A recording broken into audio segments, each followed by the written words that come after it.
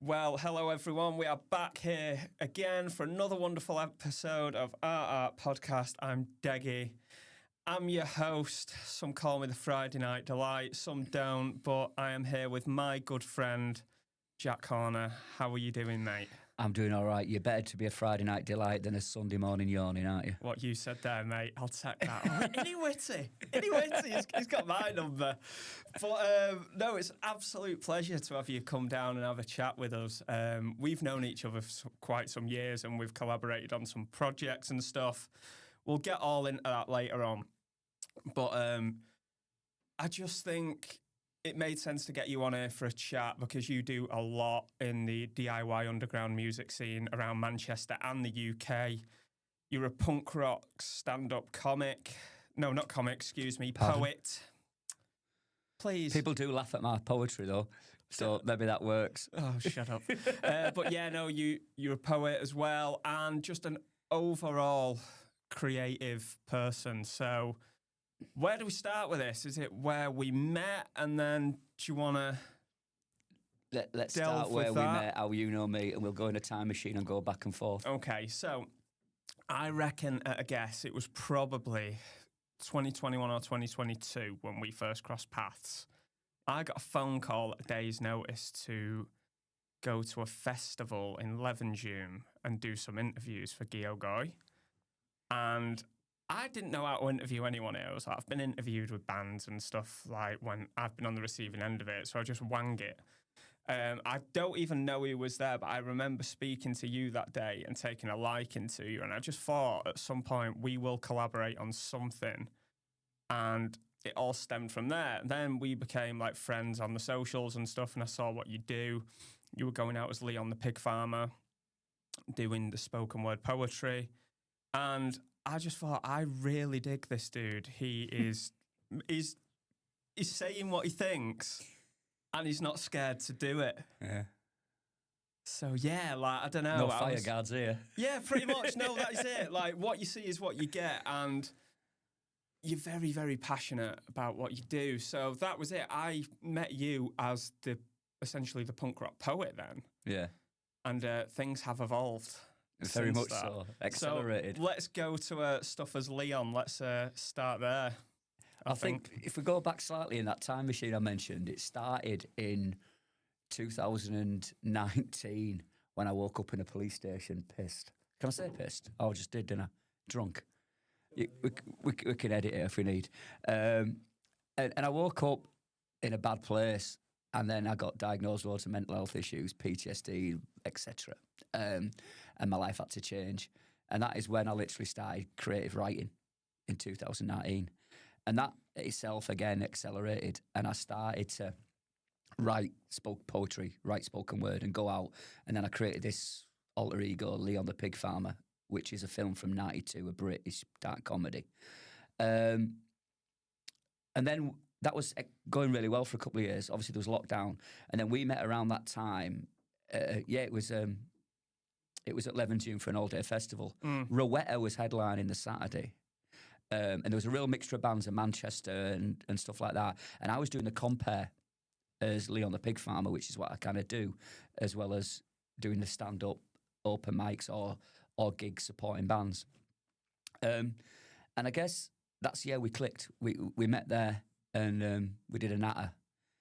And there's a free T-shirt, and you gave me one in some like double XL, and I'm like, I can wear that to bed, and that's about it. Or something. Yeah, that was it. I got sent with dregs, didn't I? And it was just like, go and distribute these. I did my bit. It was a good thing. I've got a mate who likes Gear going. I give it to a Latics fan, so that all connects in again. Perfect. He's a big lad. And now you sat here in Oldham, and I was sat here back in Oldham, so we've gone full circle. Yeah, and that's everything always happens. Like everything happens for a reason. And I feel like when we crossed paths, there was something like, I was waiting for things to click because I've ran a music venue for the last 9 years, which is the Globe in Glossop. So it's an independent venue, 110 cap, in the hills. There's a microbrewery downstairs, and it's the world's oldest vegan. No, it's the UK's oldest vegan pub.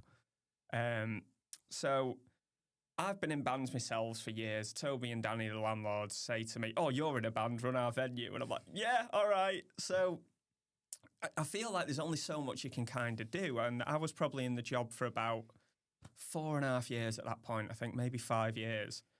And I really wanted to get a focus on local bands, like, because I could get bands in all day long from out of town and stuff, but it's actually getting the locals to tap into it was quite difficult. And I thought, like, I don't get this. Like, every band should be able to shift 100 tickets for a gig. And then I stepped back a minute. I thought, right, get my head out my arse here a little bit. Selling 100 tickets is difficult. But if you get 4 bands on a bill, surely each band there from, say, Tameside, Glossop, up to Buxton type thing, in, say, like, I don't know, a 10-mile radius of the venue, can sell 25 tickets. And that was like, okay, there's a plan with this, but I need a bit of help with it. And then just seeing online after meeting you about 18 months beforehand, you were like a big advocate of the underground scene round these neck of the woods. And I remember saying to you, like, I want to focus on bands from Tameside. Like, who's in Ashton, who's in Hyde, who's in Duckinfield, who's in Mosley? Because I don't know any of these bands, because growing up, there was a load of bands in Glossop and there was about 3 at that point. And it was like, what do we do? And I think for the 18 months we ran Burning Planet, we managed to get something cool going there. Yeah. And it was all about taking it into your own hands and making it work. And you were a crucial part of that. Like, because reps started to build up, people were travelling in for it. And the only reason it stopped is because we're both dead busy and we couldn't line our diaries up. That is literally the only reason why it stopped. But, both us two went on tour in our own independent bands at the same time, didn't we? So it was like, it had to be suspended, for want of a better word. It did. The ideology did. Yeah, and it was just like, I think when we look at all them lineups, we give bands a chance to come play a set in front of a packed venue. Because like, I think like out of the 18, I'd say like 14, 15 of them did really well.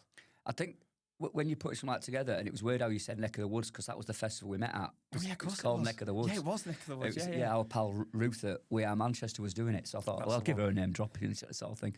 But when we do gigs like that, and we spoke about it, it's not just the gig. And I try and say that as a DIY band when I'm doing gigs or festivals. If it's a festival and we're playing a Saturday or a Sunday, I will still turn up on a Friday, and I'll entwine, integrate, and meet other musicians, meet other punters, meet people, techs, stage people, and we'll have a good weekend and a social on it. Or a gig, I'll turn up and watch every band up until we play, or if we play first, I'll hang around afterwards. I think what we had at Burning Planet was we found a Oldham, sort of Saddleworth, Tameside, Glossop, Northern Peaks community that came together, and some of the bands, like you said, have gone on. It gives them a chance to meet other bands and like-minded people that they wouldn't have got until we forced them in a room together. And some bands did go on and they chatted and they hung around and they nattered and they formed friendships.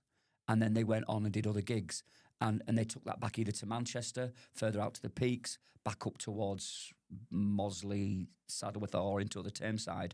And they went on and did other stuff. And that's, I kind of think the beauty of it is that when every band does bring a few punters, makes it a good night, their followers find other bands, and other bands then find other followers, and the community grows because there is no record labels, there is no PR, there is no big management in the DIY. So we need all the help we can get to build these spiders' webs. And I think that's kind of what happened and why we got a buzz off it, really, that everyone was nattering and everyone was chatting and people were working together to put in their 30 minutes or 40 minutes. And people then go away with a more healthier, more fruitful and rich circle of followers, friends and family. So it does work. So no, and it proved it, and it's like it came at a good point for me as well, because like my band Guerrilla Riot, we've been going since 2013, so we've been going for quite a while now, and it came in a point at my career where I was starting to feel chewed up and spat out by the industry. Like, we've signed record deals before, like you get false promises and stuff and whatnot, and it was just like I was just so sick of all the industry bollocks. To put it blunt. Yeah, it is, isn't it? Like, 'cause I don't want to please people that kind of don't actually matter, because at the end of the day, it's your craft, it's your creativity, and I don't like people tampering with that are an initial part of the creation process. And by bringing these bands together, in that pot, because that was all the things. It's at the Globe and whatever and stuff. It's like Planet. Put it together, it all burns. It's gonna blow and whatever. And it's just like we put 4 bands together, and I can think of a few lineups specifically where it's getting fans in front of new bands that are fans of other bands, where it helps everyone out. And as you say in there, like doing it on a DIY level, like leaving labels and stuff, is one of the best things we ever did. Like with my band, because in what year are we in now? 26, 24. We released our last album, Salvation, completely independent. We left our record label. And that got to number 38 in the UK Top 40 and number 2 in the Independent Breakers charts. So it's like, you can do this if you put the work in, if you build the following and stuff. People buy into it, and it just shows you don't necessarily need a label these days to do what you do. And I think you and Sachiko are a prime example of that, because it's all independently run. And as you were saying earlier before we started the podcast, if you was to be signed to a big label, they'd water down your creativity, and you'd have to sell thousands of units to earn like where you're at now. I think that's the pie chart that you've got to look at, innit? It's like, what you've got to first look at is not your ceiling, but what do you want from what you're doing, and where do you want it to go, and with your sound, where is it going to be palatable, or where is it going to work, and what ears is it going to twitch? And once you've worked that out, you know where you're going to go. Now, if you're happy at not going on a massive big stadium and a massive big tour, and you're happy about having a small community-based cottage industry, for want of a better word, they still work. Like you can go down a high street in some a load of market towns or industrial towns, and there's a local butcher's, a local florist, or a local.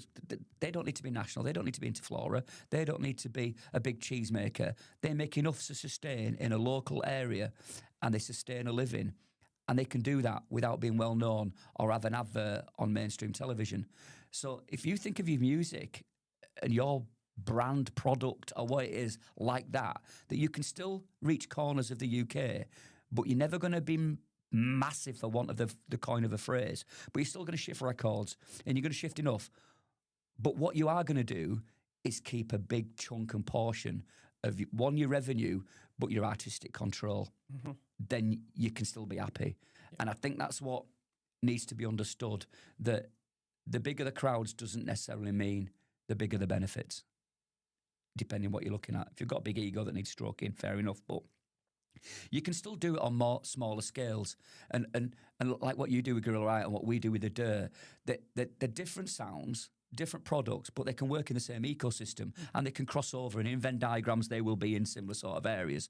So it can work, and similar people will like the same music. So you can coexist, and everyone can have a portion of this pie, and everyone can have a selection of it, and a section of what's coming back out. So you can live in it, but there is pain that comes with being DIY. There is frustration. There's sometimes waking up anger. There's sometimes waking up looking at your ticket sales and thinking these are slow because you're not an on-trend band and you don't have the same internet reach as some other bands. But at the end of the day, when the day comes and the room is busy and everyone's got a smile on their face and everyone's appreciating your music, and then people do come afterwards and buy a vinyl record or a CD or a T-shirt, and then you top up things like that, you walk away with a big buzz and a smile on your face.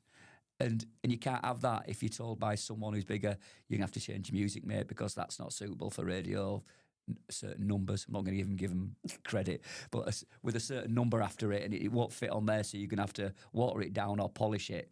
It's like, no, you're telling me what to do now, and I don't deal well with that, really. No, you bob on. You're absolutely bob on. And I always say, like, when it comes to it, if we write music for ourselves, that is it. If you like what we do, amazing. You can come on the journey with us. If you don't like what we do, then whatever. That's the thing. I'm not going to change what we do to please someone. Like, 'cause at the end of the day, if I'm not happy making my product, I don't want to do it. No. And it's like, we just played at Rebellion in December.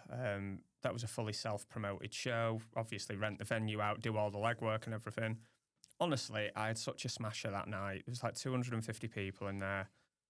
It were going off, and everyone was just appreciative of a good night. And I've had shows before. Like, I remember we played at the Ritz one night with Reef. Like, I absolutely adore Reef. It was an opportunity that I wanted for years, but we had such a naff gig. It was tech issues and stuff and whatnot.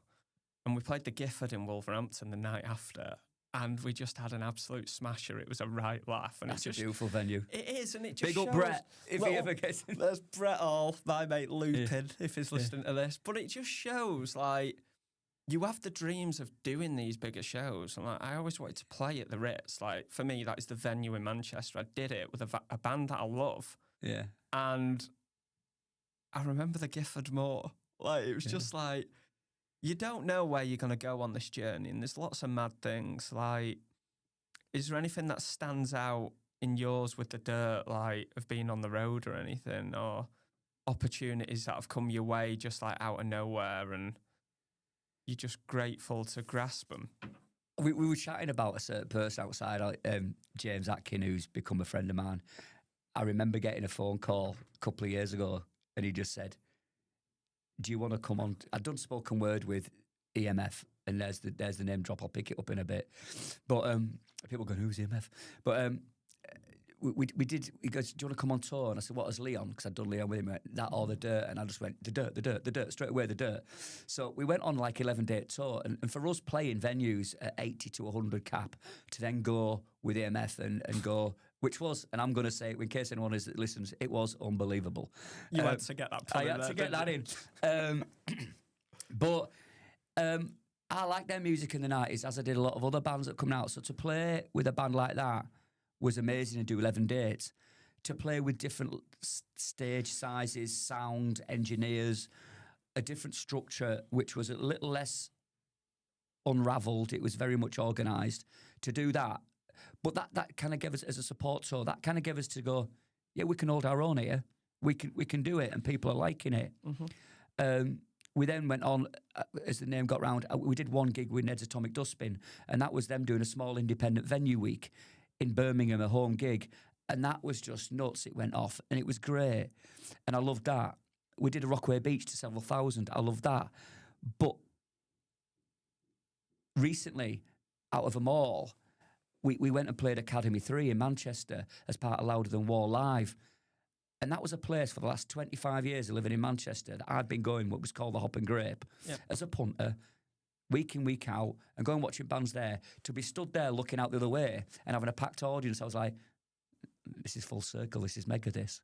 Yeah.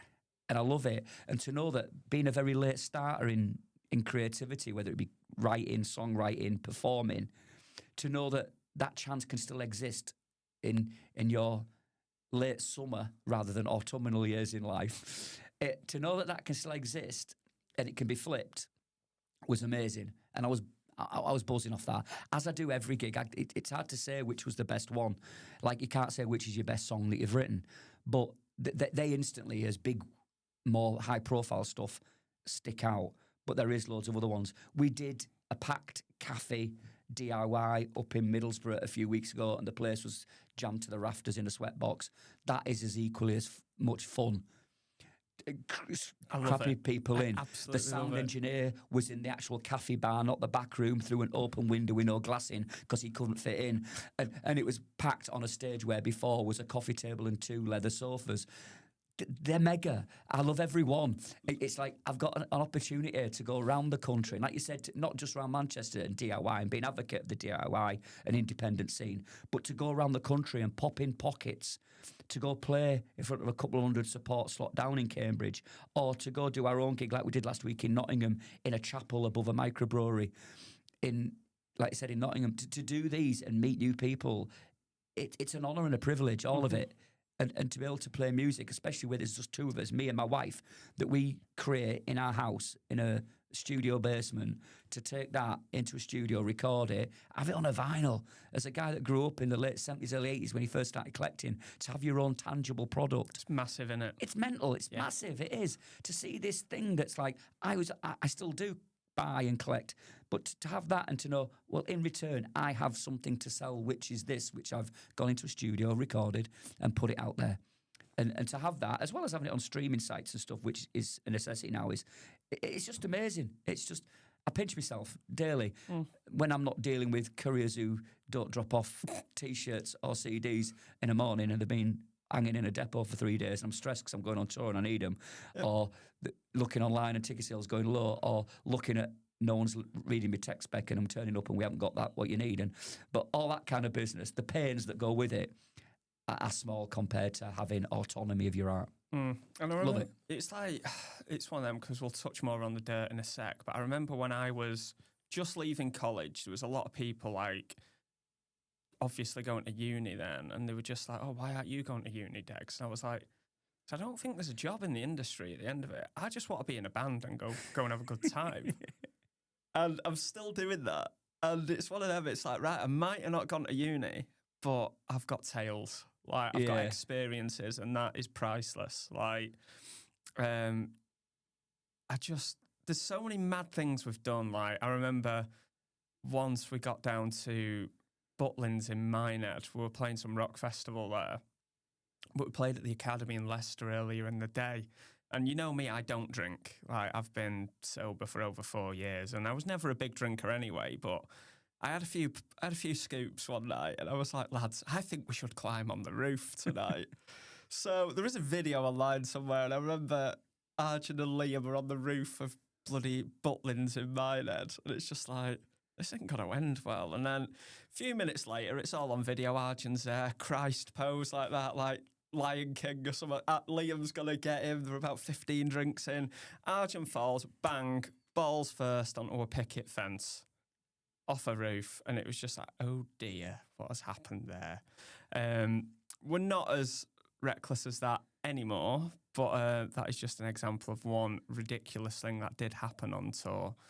But just going back to vinyl and stuff, it's actually holding that product in your hand, and it's in your record collection that you've collected for years. Because I remember being about 15 and I bought my first record shop from a house clearance shop in Hyde. And I went into the record shop and bought Screaming for Vengeance by Judas Priest. And I've been hooked on vinyl ever since. And 17 years after that, like where we're at now, putting my record in a collection of all my favourite things, it just feels so wholesome and complete to get that finished product there. And I think when it all comes down to it, it's just leaving that legacy. I think just having your stuff on that 12-inch is worth more than anything, I think. Like, what are your views on that? As I just take a sip of water.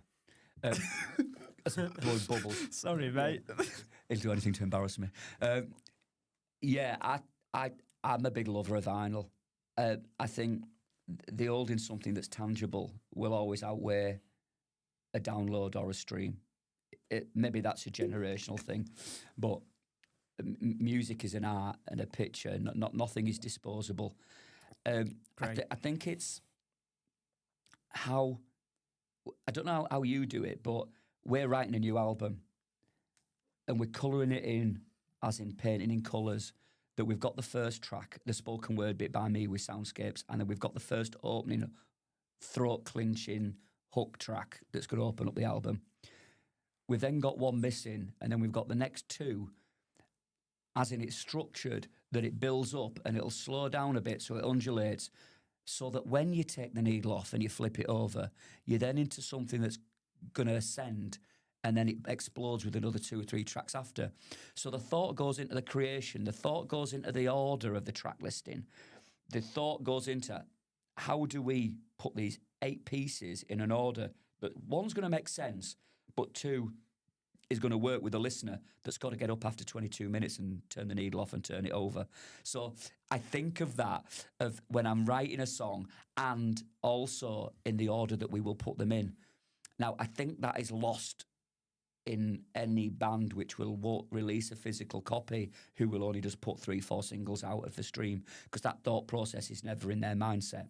Whereas with us, it's at the forefront of a collector. Whether even a CD, it's got to go up, it's got to come down, there'll be a mellow bit in the middle. You can't just go, some bands do, but we're not, as a Psych, punk, whatever we are, an alternative band, we're not a band that's full throttle for 45 minutes, there is a level of undulation, there's a level of change.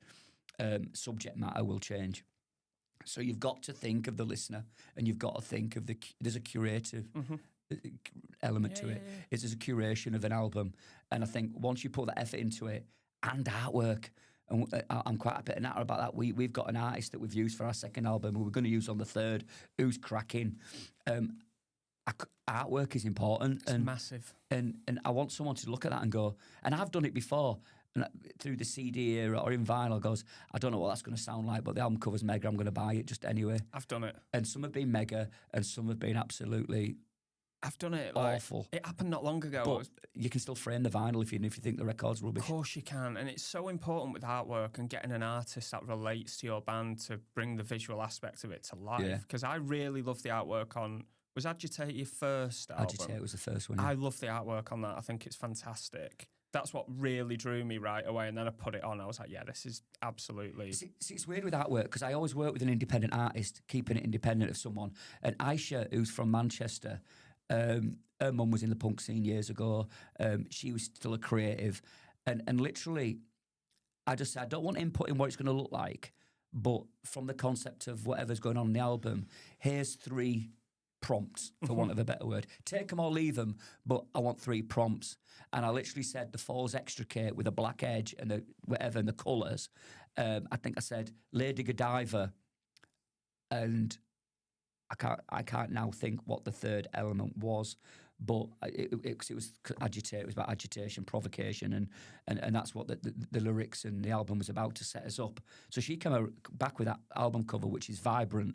It just thumps you in the face and tells a story, and it's a puzzle for you to work out. As is the second album. I literally gave the lad, I said, the album's called Monkey Punch.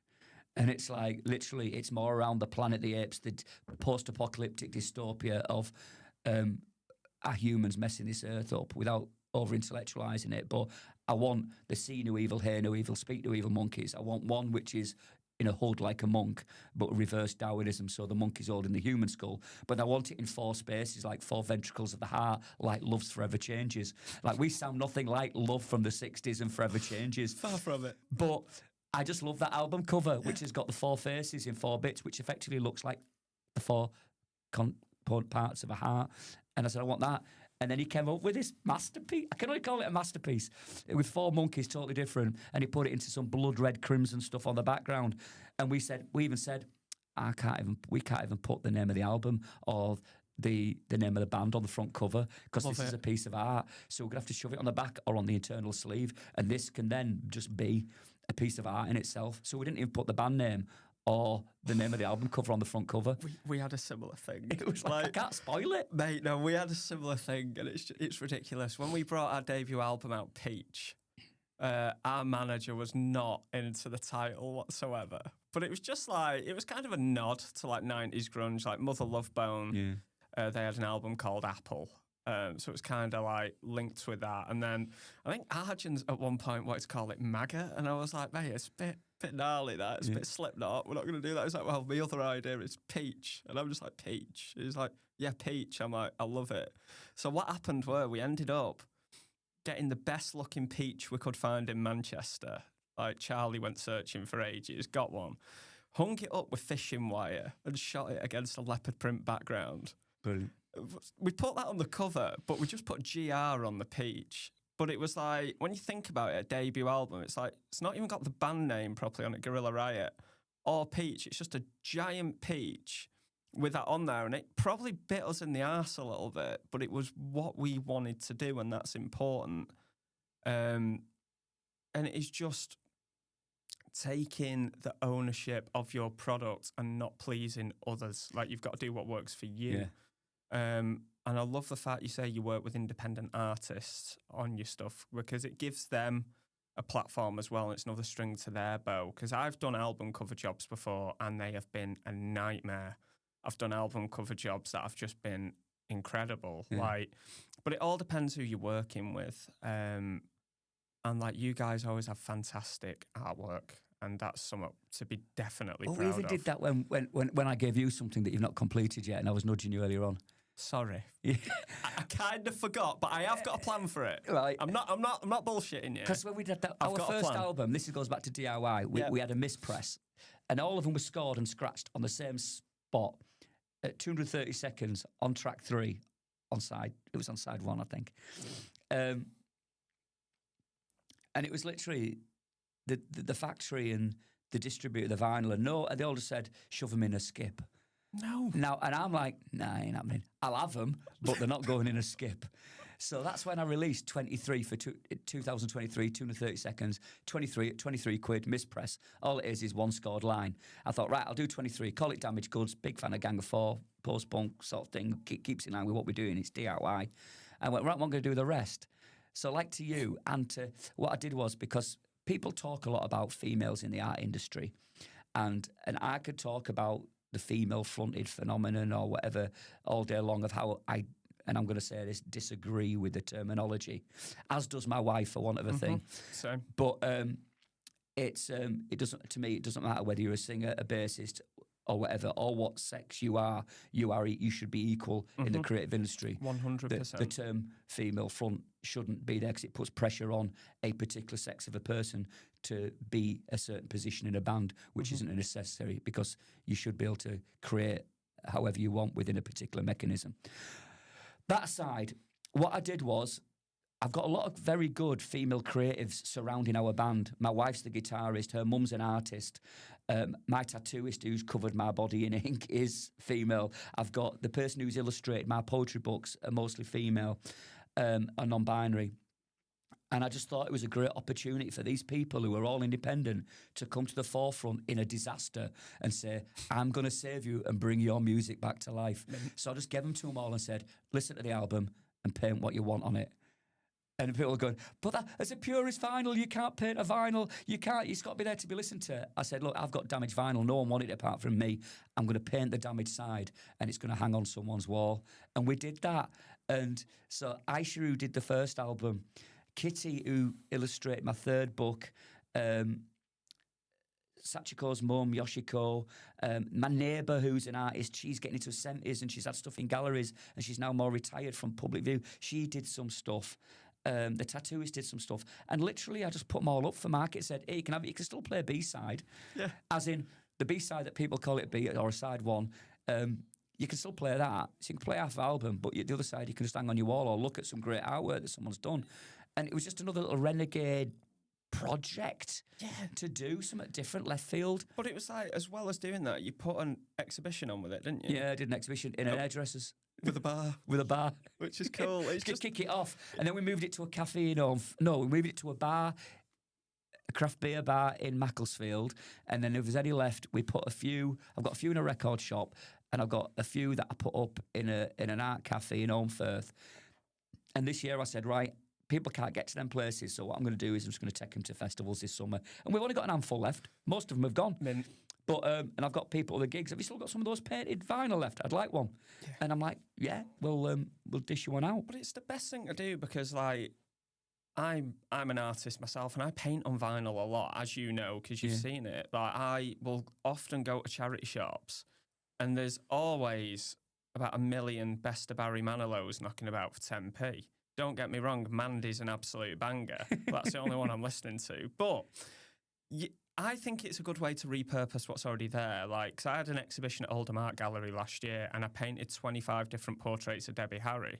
Well, no, it was the same portrait, different colour palettes. It was pretty Warhol in a way. Yeah. But that was all on repurposed vinyl and then put together as a big square with all 25 of them with a negative one in the middle. It just looked pretty mental. And I just think it's a good way of upcycling. And as you said, you've got the disaster that happened, but you've turned it into a positive. Yeah, you got to do. And I think being a DIY band, you get a lot of disasters. You've got to make the best out of it. But selling those 23, which cost us nothing, then paid for the recording of the second album. Mint. So it all goes back into the ecosystem. It means as a DIY band, we don't have to scramble around for, which is a few grand. Yeah. And I know from speaking to you, but we don't spend nowhere near as much as you on a production. But you're a bigger band and you've got a lot more component parts. We go record live. We literally build the loops up live, do my monkey drumming, percussion for want of a better word, because I am out of time. do the guitar loops with Sachiko because she loops bass, rhythm, and lead, and play live with a lot of fuzz and distortion. And then I put the vocals on. And we do it, and we record an album in 2 days. That's mint. It's nuts. We just go for it. And we've just booked in with the guy for the third album because, as I said, we've got 7 out of 8 tracks written. And I went, should we come for 3 days? And he was like, well, we can have 3 days, but let's not lose this intensity because that was just a roller coaster ride of coming in and going for it and leaving 2 days and my voice being like this, which is still prevalent on because it's recorded on the last track of the album, which is Chaos, and it's me going Chaos, and it's literally comes out like gravel, but it suits the song. Yeah. But it was done at 4 o'clock on the second day when we're pushing it to finish for 5 to go out for a meal and a couple of beers right on the west coast of Scotland in the middle of nowhere, overlooking Arran. Well, I didn't even know Arran was there till the day we left when the clouds cleared, but it was like that, and it was just we caught the mood. And we moved with a level of frenetic energy and a level of ferocity and just went in, got the 8 tracks down and went, number one's best on that, which is normally the way, or the second one, never is it third, because by that point, you're just like, we've done it twice, we've done it 3 times, and let's move on and just, we've captured it. There's nothing that's wrong. There's no beats missed. There's no guitar bits missed. It's just, and the words are in the right place at the right time with the right words. So let's go with that one. That's got the intensity and keep with that. And it's an album which is, our first album, a mate of mine said, it was great, but it was an uncomfortable listen. And I was like, right, okay. Is that a positive thing or a bad? He went, no, it's positive. What positive. It meant was I just didn't relax and just get switched off from it. I was listening to everything because you had a lot to say. I said, yeah, I have got a lot to say. I'm quite angry with parts of this world and they need saying, and I'm not going to sit on the fence. So he said, yeah. And he went, it was uncomfortable listen. So he clearly likes it because he's got a little radio show in West Yorkshire on Dry Stone Radio, and he plays our stuff and he plays all the new stuff. So it was clearly, it wasn't a harsh criticism. It was just clearly a lovely way of reviewing our music. Really nice compliment, that. It is. It's uncomfortable listen. Yeah. I like that. That's a T-shirt, that, mate. It is. Thank you. I'll have to use it. You can have that. Yeah. Even though I didn't coin it, but you can have it. Yeah. So, before we start wrapping up now, if you had to sum up the dirt in, say, like, a paragraph, how do you reckon you'd do that? Well, I've just brought... This is like a plug. I've just got out some new baseball caps. I'm going to do a new T-shirt, and it literally says beats, loops, riffs, and rants. And it's put in 4 bits, because most band members are 4, so they'll have T-shirts, don't they, the 4 band members, them typical cliche T-shirts. So I said, Sachiko, let's do one, but just do the 4 component parts of our band, even though there's 2 of us, and it was like beats, loops, riffs, rants, and do that. But then we decided to put it in a square, because we didn't want to conform to that way, and put it in a Japanese kanji, which means mud, dirt. But going back to that, we are what's our bio, if I can say it verbatim, we're something like a sonic psych punk duo, Dark Peak Pennine based, that plays distortion, reverb, thumping drum beats, anarcho, fuzz lyrics, and repetitive drone with surf elements, and just a bounce. It's different. We are the love child of Suicide and Spaceman 3, with The Fall as an impressionable uncle. How am I meant to follow that? Like, how am I literally meant to follow that? But one last thing before we go. You're clued up on this. Manchester's got a lot of good bands at the minute. Oh, mate, who should people be going listening to? If you're looking for your new favourite band, which I think everyone should be doing at all times. Everyone should be, but they don't. It's like, last little rant, please. Go on. It's like everyone wants to go where the Instagrammable gig is. Everyone wants to go where the Radio 6 gig is. Everyone wants to go where the event on Facebook tells them to go, or the on-scene promoter wants to be on trend, the hottest new band. I hate the word show. I never use the word show. I use the word gig. It's Americanisms. I don't put on a show. I put on an event, an experience. And I guess that's what it's about. It's like a show. It's like, it's not theatre. It's a downward, it's a basement or a loft in a room in Manchester Gulliver's, The Pear, Night and Day, Castle, Soup, all these areas in the northern quarter, as well as going down to Deaf Institute, have all got vibrant spaces that me and like-minded people play. But I'm going to give you the Battery Farm, the Empty Page, Slab, for want of 3, and Avid Fan. And I could name loads of bands here now that if anyone's going to listen to this, you didn't mention my band's name. So I'm sorry. Bone Shake, another one. Great band. Great band. Great band. And Bone Shake do a great job of Abattoir Blues Records, and they run a one night a month at the Pay Hat, which is a 100-cap venue, and they relentlessly put on all the new bands to get them in there to listen and stuff. So there's loads of bands. These are just a few that we've played with over the last couple of months at festivals or elsewhere. But Manchester's got so much to offer. Just off the beaten track, off what will look good on your social media, but don't look so good in your ears. Just get down and have your ears rattled and have a look at what's going on, because there is so much. And so much going on at Gulliver's on the 8th of May with us and Slab, who I mentioned. And even so much that we've got a band from Japan over. We did a gig at this venue in Kyoto at the end of last year where we did a DIY 7-day tour in Japan. We just cobbled it together. You've just given me another idea there. And literally there was a band, and they run a venue, but they're a married couple, and they said, we're coming over, and if Palaman, who runs Koenji Records, he's UK-based, but he promotes Japanese DIY bands. Can you give him a slot? And I'm like, yeah. Now, the normal bit would be a very young, up-and-coming Manchester band, which every other gig that we do gets a slot in, as we had Papa Shango's at the last gig, who were brilliant, and Surf's a proggy band, and our last Manchester gig. All great folk. But I thought, why not give people a little bite of what happens in Japan and give them an opening slot, because it's the only chance that anyone is ever going to have a chance to hear this dream pop, shoegaze, distortion-y style music, because it's going to be gone in an instant. It's going to be gone back to down south and then gone back to Japan and may never return to this country. So it is your one-off chance to see this band happy. But us and Slab, we do well. We both do our DIY gigs. There's so much going on outside Manchester. Preston's got a mega scene with the Ferret, and there's loads of other areas around, like the Salty Dog down in Northwich. These areas exist. So we've been talking offline. Oldham's coming on the map, innit? Oldham's, and we're going to start locking horns and rattling and look at what we can bring into the periphery satellite towns of what is effectively a great city. Yep. It's more than bucket hats and tambourine shaking.